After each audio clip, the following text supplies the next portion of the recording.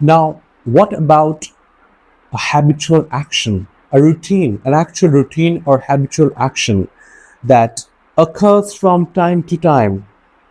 When a routine is followed, we use simple present tense. Example: whenever my father comes from the office,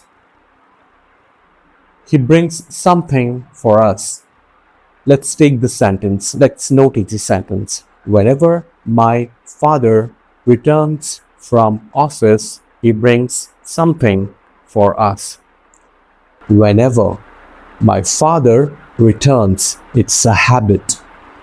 It's a routine that whenever he returns, he brings something for us. In this case, it should be marked that habitual actions or routines, they are usually the sentences, they usually start with whenever or when.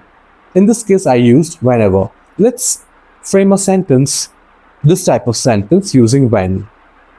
When we visit Delhi, we take our car. So again, it's our habit of taking our car whenever we go to Delhi. You can also frame this sentence by using whenever. In this case, if I use whenever we go to Delhi, we take our car. So again, it is our habit of taking our car to Delhi. And in these cases, in the cases of habitual action, we use simple present tense.